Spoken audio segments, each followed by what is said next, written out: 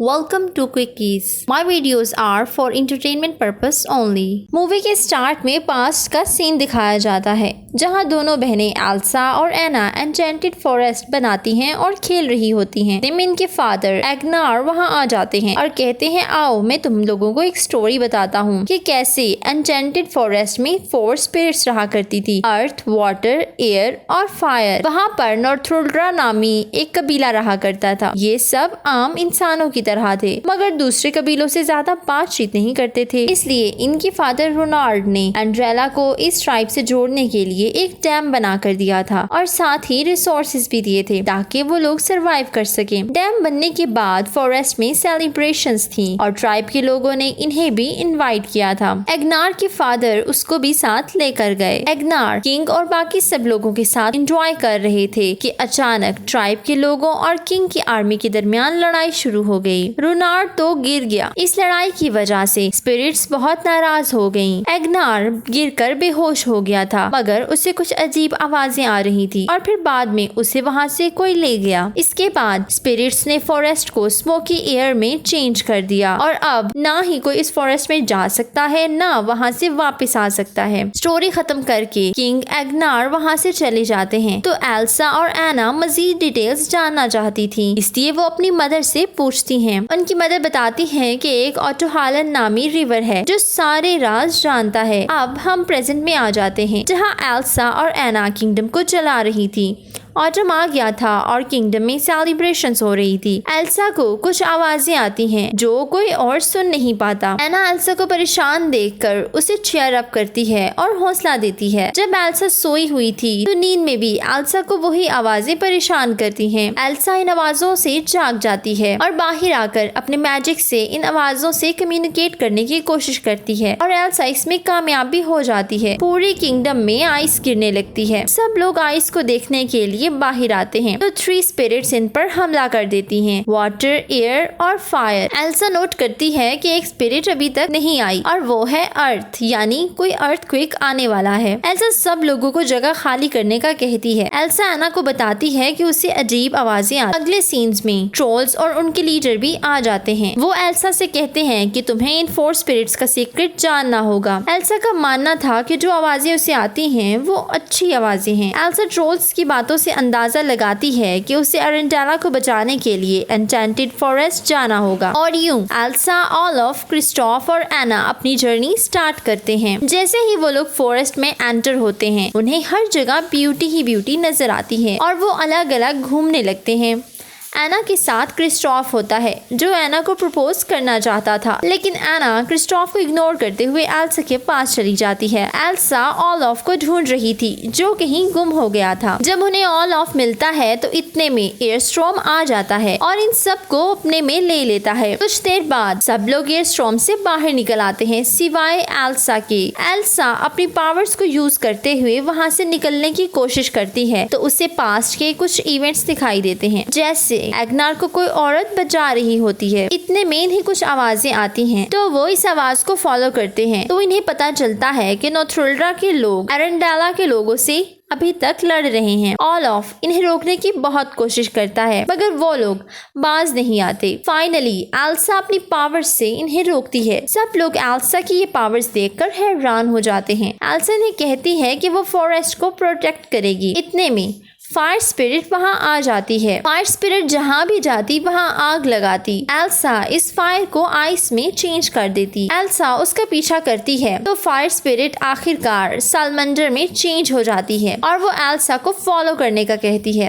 Elsa वैसा ही करती है। इतने में एना आ जाती है और एल्सा को अकेले जाने नहीं देती। एल्सा नोट करती है कि एना परेशान है, इसलिए वो अपनी मॉम की शॉल एना को देती है। पीछे खड़े नॉर्थुल्ड्रा के लोग ये शॉल देखते हैं तो उन्हें यकीन नहीं आता क्योंकि वो शॉल नॉर्थुल्ड्रा की ट्रेडिशनल शॉल थी। एल्सा और एना को पता चलता है कि इनकी मदर नॉर्थुल्ड्रा की लेडी थी और उन्होंने ही एग्नार को बचाया था। इसके बाद नॉर्थुल्ड्रा और अरेंडेला के लोगों में सुलह हो जाती है। अब वो लोग इन्हें रात वहीं गुजारने का कहते हैं। दूसरी तरफ नॉर्थुल्ड्रा का एक लड़का क्रिस्टोफ को प्रपोज करने के डिफरेंट तरीके बताता है। अगले सीन्स में एक लड़की एल्सा को शॉल पर जो सैम्बल्स बने थे उनके बारे में बताती है। साथ ही एल्सा पे रिवील होता है कि एक फिफ्थ स्पिरिट भी है, लेकिन इस फिफ्थ स्पिरिट को आज तक किसी ने नहीं देखा और इस स्पिरिट के बारे में मशहूर है कि ये स्पिरिट लोगों को नेचर से जोड़ेगी और ये जो आवाज आती है ये उस फिफ्थ स्पिरिट की ही है। एल्सा उस लड़की को बताती है कि इसके फादर ने भी ये आवाज सुनी थी और अभी उससे भी ये आवाजें सुनाई दे रही हैं। शायद ये वही फिफ्थ स्पिरिट है। इतने में अर्थ जायंट्स वहाँ आ जाते हैं। वो लोग उनसे बच तो जाते हैं, लेकिन एल्सा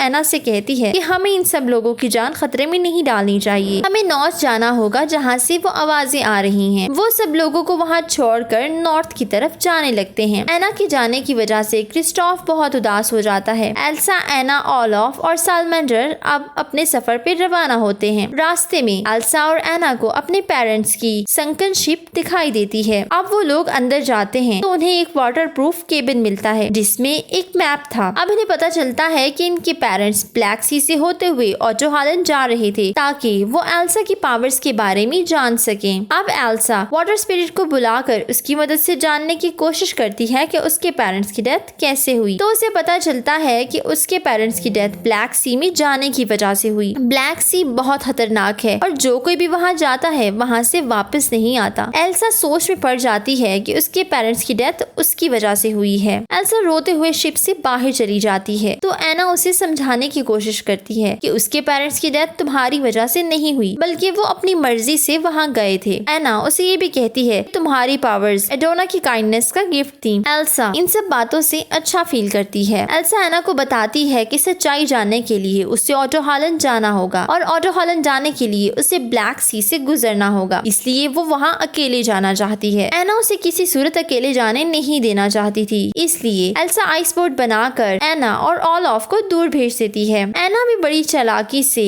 बोट का रुख चेंज कर देती है। वो लोग अर्थ मॉन्स्टर से गुजरते हुए एक जगह पर पहुंच जाते हैं। उधर एल्सा ब्लैक सी में जाने की कोशिश करती है मगर हर बार ब्लैक सी उसे बाहर फेंक देता। फाइनली एल्सा अपनी पावर्स को यूज करते हुए ब्लैक सी को पार करने में कामयाब हो जाती है। एल्सा वाटर स्पिरिट का हॉर्स बनाकर उस पर चढ़ के ऑटोहालन पहुंच जाती है जो ग्लेशियर से बना हुआ था। एल्सा को वहाँ एडोना की स्पिरिट दिखाई देती है और उसे पता चलता है कि वो खुद ही फिफ्थ स्पिरिट है और साथ ही साथ उसे पास्ट की कुछ मेमोरीज भी दिखाई देती हैं, जिससे उसे पता चलता है कि उसके ग्रैंडफादर रोनाल्ड ने डैम इसलिए नहीं बनाया था ताकि वो रिसोर्सेस दे सकें, बल्कि उन्होंने तो ये डैम इसलिए बनाया था ताकि नॉर्थुल्टा के लोगों की पावर्स खत्म की जा सकें। एल्सा इमेजेस को फॉलो करते हुए ऑटोहालन के डीपर पार्ट में चली जाती है। वो मजीद डिटेल्स जानना चाहती थी। अब उसे पता चलता है कि किंग रोनाल्ड ने वहाँ के निहत्थे लीडर को मार डाला था। ऑटोहालन में शदीद सर्दी की वजह से एल्सा स्लोली फ्रीज होने लगती है।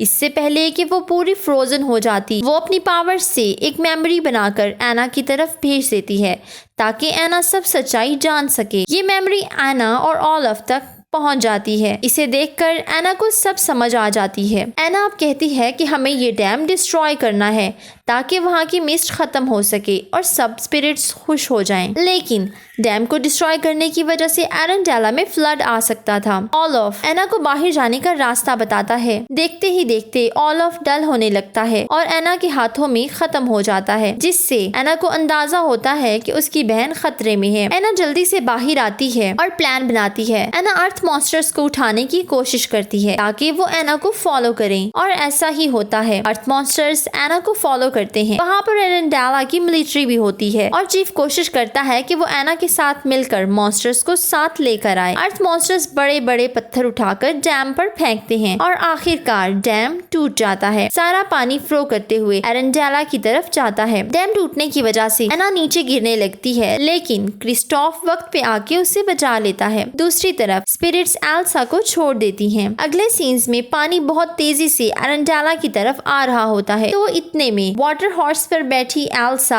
आकर एरेंडेला के आगे एक आइस शील्ड बना देती है। इसके बाद एल्सा एन्चेंटेड फॉरेस्ट में जाती है और वहाँ मिस्ट खत्म हो चुकी थी। सब लोग बहुत खुश थे। एल्सा और एना दोबारा से मिल जाती हैं। एल्सा बताती है कि मैं ही फिफ्थ स्पिरिट हूँ और वही है जो लोगों को नेचर से कनेक्ट करेगी। इसके बाद एल्सा ओलफ को दोबारा क्रिएट करती है। नेक्स्ट सीन्स में हम देखते हैं कि क्रिस्टोफ फाइनली एना को प्रपोज कर देता है और इस बार एना उसे हाँ कह देती देती है। अगले सीन्स में हम किंगडम अरेंडाला को देखते हैं। अब एना उस किंगडम की क्वीन बन जाती है और एल्सा एन्चेंटेड फॉरेस्ट की प्रोटेक्टर बन जाती है। लास्ट सीन्स में हम देखते हैं एल्सा को एना का लेटर रिसीव होता है और एल्सा वाटर हॉर्स पर बैठकर एना के पास जाती है और यूं इस मूवी का एंड हो जाता है। Please don't forget to subscribe, follow my social handles. Thank you for watching.